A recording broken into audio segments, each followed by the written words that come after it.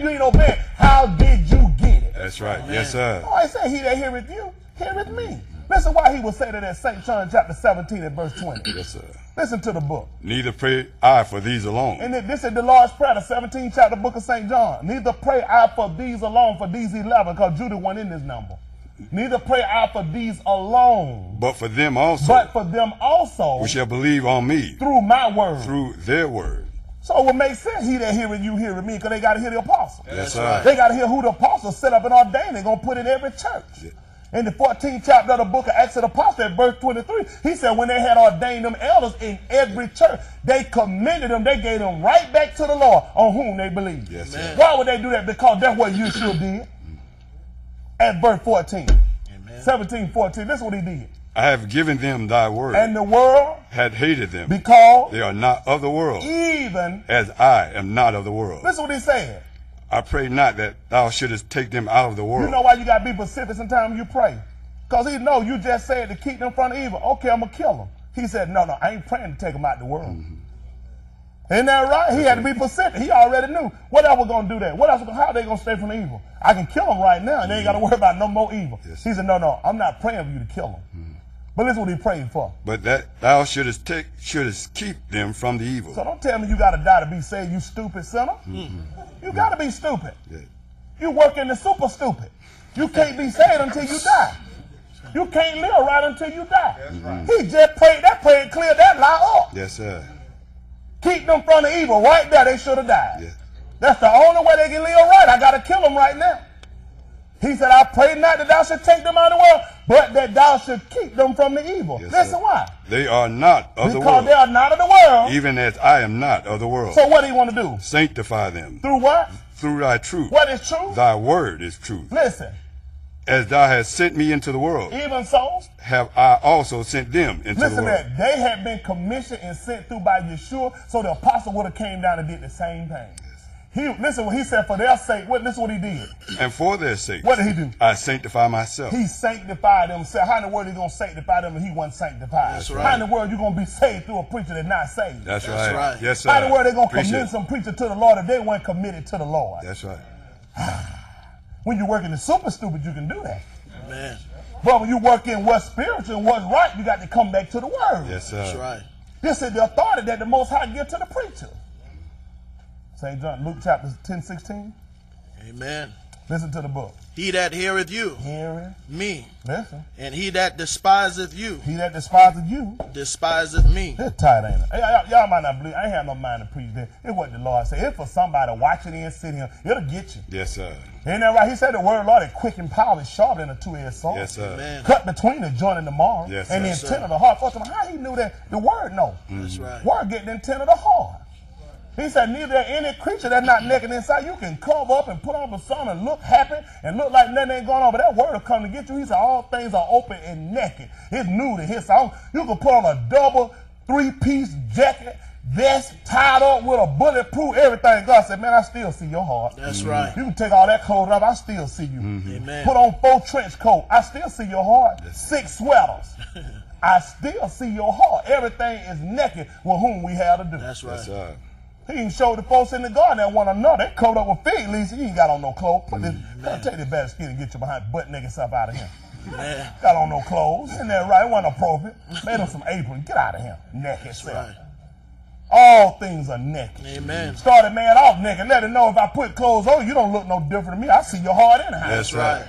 Why ain't put on no clothes in the first place? Let them know it don't make no difference. You negative clothes. I see what's in your heart. Yes, sir. I already know when I set you in the garden, told don't eat that tree. I knew you gonna transgress. Yes, Amen. If he didn't, why he already had a way set up? That's right. Yes, He sir. never would have intended to hold it from the foundation. He never would have slain the lamb. He knew they weren't gonna commit sin. I already know when I put it there and tell them don't eat it, they gonna transgress. Yes, sir. Isn't that right? That's why he set a preacher and put him there. He already knows somebody ain't gonna hear him. Amen. So he made sure I set him up. I done put in the word, you got to hear a man. I done foretold a man gonna come. You got to mark the perfect man. I done told you I'm gonna give you a pastor at my own heart. That's but I right. know you ain't gonna do it. That's why I said that, because I got hell waiting on you. Yes, sir. Amen. Good time, ain't it? Yes, it is. And Luke chapter 10, verse 16. Other brother, you jump on and get me Isaiah chapter 5 and verse 11. Thank Lord for the Holy Ghost. Amen. Isn't that right? I tell everybody here, You ought to be living a clean and a separated life if you're hearing the word. Yes, sir. I tell everybody here, don't let nothing come in here and hinder your walk now.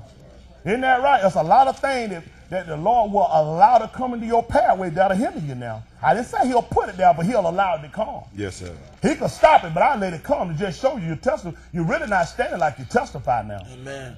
I did hear a man say years ago, be testifying you up in the attic and know good and well you living in the basement. That's right. Just a matter of time something come along and show, oh, they're in the basement. That's why they talk like that. Listen to the book. Amen. Isaiah 5:11. Uh-huh. Woe unto them Woe unto them. that rise early in the morning, that they may follow strong drink, Uh-huh. that continue until night, till wine inflame them. Come on. And the harp, and the viol, and the temperate, and pipe, and the wine. At verse 14. 14. Therefore, hell hath enlarged herself. You already had read verse 12. You ain't got to verse 12 yet? That was. Come on, verse 14 be good. Therefore, hell hath enlarged herself, Wherefore hell hath enlarged herself. and opened her mouth without measure. I tell the folks, you try to go measure hell right now, and you go back a couple of minutes later, it keeps increasing Yes. inside. You know why? The number changes. Every day the number changes on the people going to hell. That's why it said enlarging itself. Amen. Isn't that right? It continues to grow. It's going to be more people going to hell. There's going to be people that are going to be saved. Yes. I told the church many times, heaven is a preparated place for prepared people. Isn't that right? Why you think he said, I go to do what? Prepare a place. It's a prepared place. Why wouldn't you be a prepared people? How you going to go somewhere that's been already preparated and prepared and you not ready? That's right. Why you think he told him to come in and say all things are finished? He letting you know it's going to be a time when I stop time, everything going to be complete.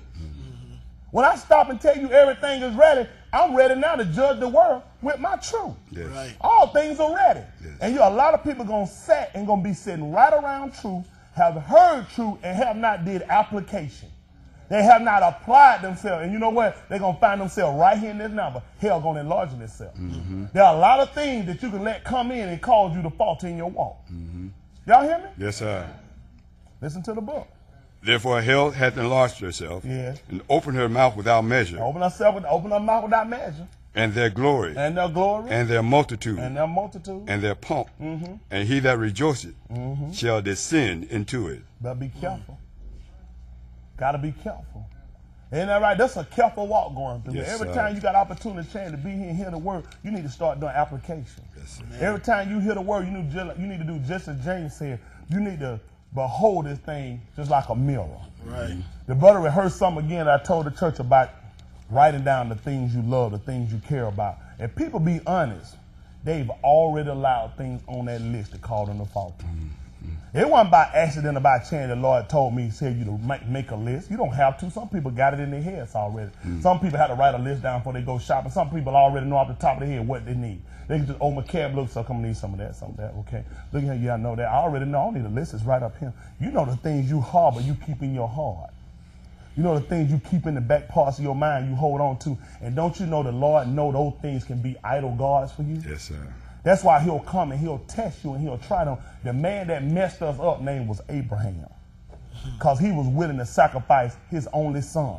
And there are people in here that won't give up things and people. Yes. They won't give up places, and they'll hold on to them. And you don't realize this man became a friend of God because he believed God. Yes, sir. You still sit around and you wrestle with these things. You still hold on and harvest some things under a dispensation that's got a better grace.